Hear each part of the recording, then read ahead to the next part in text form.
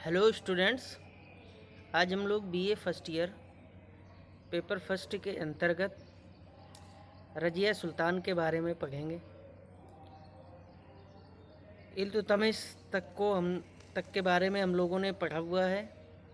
उसके आगे जो शासक बना उसमें रजिया का नाम महत्वपूर्ण रूप से लिया जाता है, लेकिन एक वर्ष के लिए इल्तुतमिश और रजिया के बीच में एक अन्य व्यक्ति का शासन रहा था जिसका नाम था रुकनुद्दीन। ठीक है, क्या नाम था?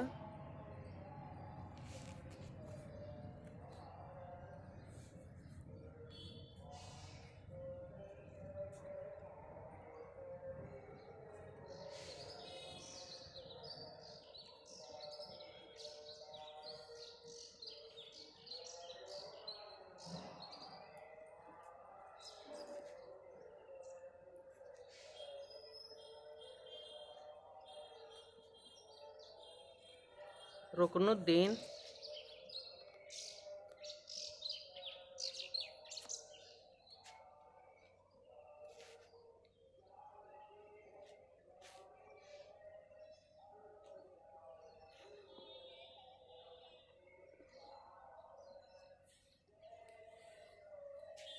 फिरोज शाह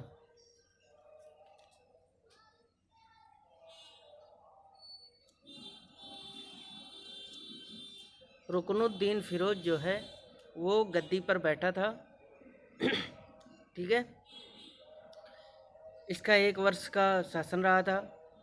ये अयोग्य शासक साबित हुआ और का इसकी अयोग्यता की वजह से ही रजिया ने जो है वो गद्दी प्राप्त की। ठीक है। रजिया के बारे में हम बहुत सारी महत्वपूर्ण बातें जानेंगे आज के इस लेक्चर में। ठीक है, तो चलिए स्टार्ट करते हैं।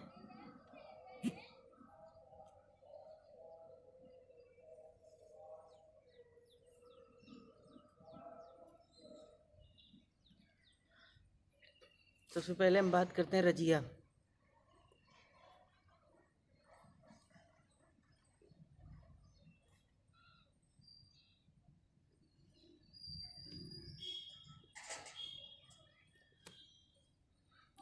रजिया का जो जन्म हुआ था वो कब हुआ था? 1205 ईस्वी में, और जो इसका शासन काल रहा वो 1236 से 1240 ईस्वी तक रहा था। ठीक है। अब इसमें सबसे मोस्ट इम्पॉर्टेंट बात याद रखनी है कि दिल्ली के सिंहासन पर बैठने वाली ये पहली मुस्लिम महिला थी। ठीक है, अभी तक कोई दिल्ली के मुसलमानों की गद्दी में नहीं बैठा था। ठीक है, और पूरे दिल्ली सल्तनत में आप देखेंगे कि स्पष्ट रूप से कोई भी शासिका नहीं बनी थी सिवाय रजिया के। तो इसलिए पहली भारतीय मुस्लिम महिला कौन सी थी, सीधा क्वेश्चन आता है, तो याद रखना वो है रजिया सुल्तान। ठीक है। दूसरा बात करते हैं कि इसने जो उत्तराधिकार है वो अपने पिता से प्राप्त किया, यानी कि इल्तुतमिश ने ही अपनी पुत्री को उत्तराधिकार के रूप में चयनित किया था। ये मोस्ट इम्पॉर्टेंट बात है। ठीक है, कि क्योंकि उस समय में एक अपनी बेटी को शासक के पद पर नियुक्त करना एक बड़ी बात थी, और इसी वजह से ये रजिया के लिए उसका स्त्री होना सबसे बड़ा दुर्भाग्य भी साबित हुआ। क्योंकि जो तुर्की सरदार हुआ करते थे, अमीर वर्ग के लोग थे, और उलेमा वर्ग भी, उलेमा वर्ग यानी कि इस्लाम धर्म के जो व्याख्याताओं का वर्ग है, एक तरह से जैसे कह सकते हैं इस्लाम के पंडितों पुरोहितों का वर्ग, इस तरह से आप समझिए, उसको बोलते थे उलेमा वर्ग। उसका शासन में बहुत ही हस्तक्षेप रहता था, लेकिन रजिया के मामले में वो लोग भी उसके सिर्फ स्त्री होने की वजह से उसके विरोध में रहते थे।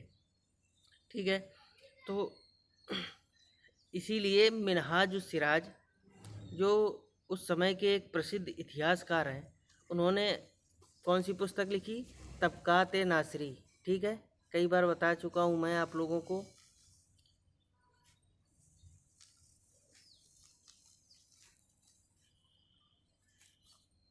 तबकात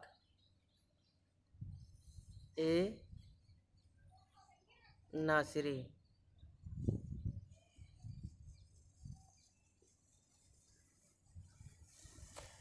ठीक है, ये किसने लिखी? मिनहाजुस सिराज ने। तो इस पुस्तक में मिनहाजुस सिराज कहते हैं कि रजिया के बारे में, रजिया के अंदर शासक बनने के सारी योग्यताएं थी। ठीक है, उस मतलब कि उस शासन संचालन में, युद्ध नीति में, प्रशासनिक व्यवस्थाओं में बहुत ही निपुण थी। सिर्फ उसमें एक चीज़ की कमी थी और वो थी उसका स्त्री होना।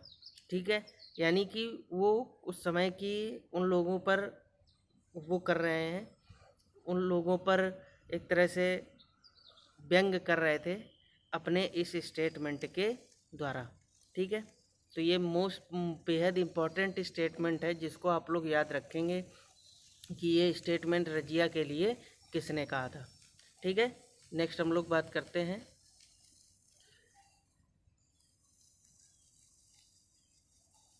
रजिया जो है बहुत ही बुद्धिमान, एक श्रेष्ठ प्रशासक और अपने पिता की तरह एक बहादुर योद्धा थी। इस तथ्य के बावजूद उसका प्रशासन मात्र 3 वर्षों के लिए था। इतिहास के पन्नों में उसके कार्य सुरक्षित हो चुके हैं। दिल्ली में रजिया सुल्तान का मकबरा उन सभी स्थलों में से एक है जो इस बहादुर महिला की स्मृतियों का स्मरण कराते हैं। यानी कि यहाँ से इम्पोर्टेंट बात आपको ये पता चलती है कि रजिया का जो मकबरा है वो कहाँ पर रहा, बनाया गया दिल्ली में। ठीक है, तो ये इम्पॉर्टेंट चीज़ है, क्वेश्चन पूछ सकता है कि रजिया का मकबरा कहाँ है, तो याद रखना दिल्ली में उसका मकबरा बनाया गया था, जो आज भी इस बात की गवाही देता है कि ये वो महिला शासिका थी जिसने अपनी योग्यता के दम पर क्या किया था, दिल्ली पर 3 वर्षों तक का शासक के पद पर रहकर शासन किया था। ठीक है, नेक्स्ट हम लोग बात करते हैं कि वह पुरुषों की तरह सुसज्जित होकर खुले दरबार में बैठती थी। ठीक है, यानी कि उसने पर्दा जैसी जो प्रमुख प्रथाएं होती थीं वो सभी चीज़ें त्याग दी थी। वह एक प्रतिभाशाली शासक थी और उसमें शासक के सभी गुण विद्यमान थे। बचपन और किशोरावस्था में गृहिणी समूह की महिलाओं से रजिया का संपर्क बहुत कम था। ठीक है, राजकुमारी थी तो इतना उसका ज़्यादा गृहिणियों के बीच उसको बैठना पसंद नहीं था और वो खासकर अपने पिता के साथ ज़्यादा से ज़्यादा वक्त जो है बिताती थी। इसलिए वह मुस्लिम समुदाय की स्त्रियों के मूल व्यवहार को नहीं सीख पाई। वास्तव में सुल्तान बनने से वह पूर्व वह अपने पिता के प्रशासन के नियमों की तरफ आकर्षित थी। यानी कि वो शुरू से ही पिता के राजकाज में क्या है, भाग पार्टिसिपेट किया करती थी। एक सुल्तान की भांति रजिया ने अंगरखा और राज मुकुट पहना। ठीक है, यानी कि जो उस समय बुर्का या जो भी ट्रेडिशनल ड्रेसें होती थी राजकुमारियों की, महिलाओं की, उन सबको उसने छोड़ करके एक शासक जो जिस पोशाक के साथ दरबार में उपस्थित होता था वही सारी पोशाकें जो है पहनकर वो भी राज दरबार में हिस्सा लेती थी। और इसके साथ साथ हाथी पर सवार होकर के वह युद्ध में भी भाग लेती थी। तो रीति रिवाजों के विपरीत वह अपने चेहरे को खुला रखती थी। ठीक है, पर्दा प्रथा जो कि मुस्लिमों में मोस्ट इम्पॉर्टेंट है थी, आज भी है। उस समय आप लोग सोच सकते हैं किस चरम सीमा पर होगी, लेकिन उस चीज़ को भी उसने नहीं माना। और इन्हीं सभी वजहों से जो धार्मिक, अब ये धर्म के नाम पे कि वो चेहरा नहीं रखती है, साला पूरा उलेमा वर्ग जो है उससे खफा हो गया। ठीक है ना, और एक तुर्की जो अमीर थे वो उनको उनकी शान गिरी जा रही थी। उनको ये लगता था कि हम एक पुरुष होकर के एक महिला के सानिध्य में शासन करेंगे, महिला के सानिध्य में कार्य करेंगे, तो ये उनको बर्दाश्त नहीं था। और इसी वजह से रजिया जो है षड्यंत्रों का शिकार होती चली जाती है। ठीक है, आगे हम उन सभी व्यक्तियों के बारे में जानेंगे, उन पर भी डिस्कस करेंगे। ठीक है, नेक्स्ट हम बात करते हैं कि रजिया का साधारण पिता तो इसके बारे में हम लोग पढ़ चुके हैं, यहाँ पर जन्म नहीं होगा। उसका जो शासनकाल है वो 1210 से 1236 तक था। 36 में उसकी मृत्यु हो जाती है। अपनी पहली छोटी पुत्री जिसका जन्म कई बच्चों के बाद हुआ था के जन्म के स्वागत के लिए भव्य उत्सव के आयोजन के लिए उसने अपने अनुयायियों को तैयार किया। ठीक है, यानी कि रजिया जो है वो इल्तुतमिश की सबसे छोटी पुत्री थी। उसको शिक्षित करने में उसने व्यक्तिगत रुचि ली। जब वह 13 साल की थी, सिर्फ अपने पिता के द्वारा दी गई शिक्षा की वजह से रजिया एक कुशल धनुर्धर और घुड़सवार के रूप में जानी गई। यानी कि 13 वर्ष की उम्र में उसने धनुर्विद्या में और घुड़सवारी में महारत हासिल कर ली थी। वह अक्सर अपने पिता के साथ विभिन्न उपक्रमों में जाया करती थी, यानी कभी शिकार हो गया, बीच बीच में युद्धों में भी, कभी समारोह वगैरह में भी। ठीक है, तो जो कि मैंने बताया था कि बचपन से ही रजिया जो है महिलाओं या लड़कियों के बीच न रह करके ज़्यादा से ज़्यादा वक्त जो है किसके साथ बिताती थी, अपने पिता के साथ बिताती थी। ठीक है, और इन्हीं सभी वजहों से वो जो है राजकाज संबंधी बहुत सारे कार्यों को सीखने में अपने बचपन से ही सफल हो चुकी थी, और यही वजह थी कि इल्तुतमिश ने उसे अपनी उत्तराधिकारी के रूप में चुना भी था। ठीक है, नेक्स्ट है कि जब एक बार इल्तुतमिश ग्वालियर के हमले में शामिल था, उसने दिल्ली को रजिया को सौंप दिया था, और वापस आने पर रजिया के प्रदर्शन से बहुत आश्चर्यचकित था। इसलिए उसने रजिया को अपना उत्तराधिकारी चुना था। ठीक है, यानी कि कुछ समय के लिए उसने रजिया को अपने शासनकाल के दौरान ही शासन सौंपा था, और उस समय रजिया ने शासन संचालन जो है बड़े ही गंभीर तरीके से और सुव्यवस्थित तरीके से किया, दिल्ली का प्रशासन पूरा। तो उसकी वजह से इल्तुतमिश ने आकर के बाद में उसे अपना उत्तराधिकारी चुन लिया था, और वो कहता था कि मेरी ये छोटी पुत्री कई पुत्रों से श्रेष्ठ है। यानी कि ऐसा नहीं था कि इल्तुतमिश के पुत्र नहीं थे। रुकनुद्दीन फिरोज उसका पुत्र था, बैराम शाह उसका पुत्र था, मसूद शाह, नासिरुद्दीन महमूद जो आगे आएंगे हम लोग देखेंगे। उन इतने पुत्रों के होने के बावजूद उसने रजिया को उत्तराधिकारी चुना। ये मोस्ट इम्पॉर्टेंट बात है, आप लोग समझिए इस बात को। ठीक है, उस समय में एक स्त्री के सानिध्य में काम करना लोगों को पसंद नहीं था।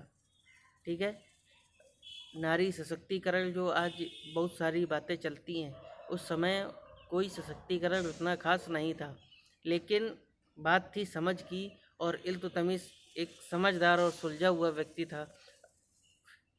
अगर केवल स्त्री होती, केवल पुत्री ही होती, कोई पुत्र ना होता, तब भी चलो कुछ सहूलियत थी कि गद्दी पर बैठा दो, लेकिन 4 पुत्र होने के बाद भी रजिया को अपना उत्तराधिकारी चुनना, ये इल्तुतमिश की दूरदर्शिता को दर्शाता है। इल्तुतमिश कितना समझदार व्यक्ति था, सुलझा हुआ व्यक्ति था, इस चीज़ को दर्शाता है। लेकिन वही चीज़ अमीरों को और उलेमाओं को पच नहीं पा रही है। उनकी अदूरदर्शिता बिल्कुल शून्य है, उनको आगे का कुछ नहीं दिखता है। इसी वजह से फिर धीरे धीरे जो शासन है वो बलबन के हाथों में चला जाता है, और इल्तुतमिश का वंश जो है एक तरह से समाप्त हो जाता है।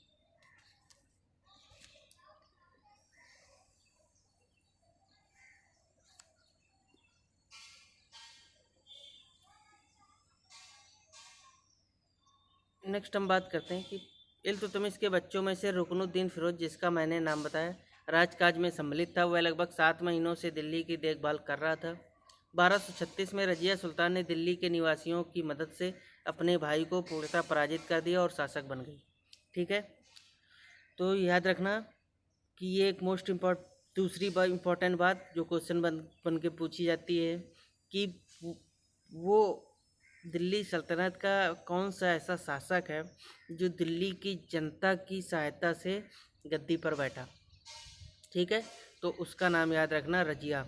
और ये भी मतलब यह इस क्वेश्चन को इस तरह से भी कहा जा सकता है कि किस शासक बनने पर दिल्ली की जनता ने जो है एक तरह से भाग लिया था, दिल्ली की जनता ने अपना शासक खुद चुना था। ठीक है, तो ये भी क्वेश्चन जो है मतलब आंसर रजिया होगा, और इसलिए ये क्वेश्चन भी इम्पॉर्टेंट हो जाता है, घुमा फिरा के वो क्वेश्चन पूछता है इस वाले को। ठीक है, तो याद रखना, क्योंकि अभी तक क्या था, किसी भी उसमें जनता पार्टिसिपेट नहीं करती थी ज़्यादातर, ठीक है। जनता का समर्थन प्राप्त होना एक अलग बात थी, लेकिन खुद जनता ये कर दे कि नहीं अब शासिका रजिया ही बनेगी, तो इस तरह का कार्य जो है सिर्फ रजिया के समय में ही हुआ था। उस समय जब रजिया सुल्तान ने सिंहासन संभाला, सारी परिस्थितियां पहले की तरह हो गईं। राज्य के निजामुल मुल्क जुनैदी ने वफादारी करने से इनकार कर दिया। ठीक है, ये मोस्ट इम्पॉर्टेंट व्यक्ति था जो रजिया के खिलाफ कार्रवाइयों में, षड्यंत्रों में शामिल था। पहला था निजाम उल मुल्क जुनैदी। ठीक है, उसने कई अन्य लोगों के साथ भी संबंध स्थापित कर सुल्तान रजिया के खिलाफ कुछ समय के लिए युद्ध की घोषणा भी कर दी थी। ठीक है, लेकिन प्रारंभ में इसमें सफलता हुई। फिर आगे हम लोग देखेंगे कि ये लोग मिल करके किस प्रकार से षड्यंत्र करते हैं और धीरे धीरे रजिया को जो है गद्दी से हटाने में सफल हो जाते हैं। ठीक है, तो इसकी चर्चा हम लोग नेक्स्ट क्लास में करेंगे। आज की क्लास हम लोग यहीं पर रखते हैं। ठीक, तो चलिए, थैंक यू।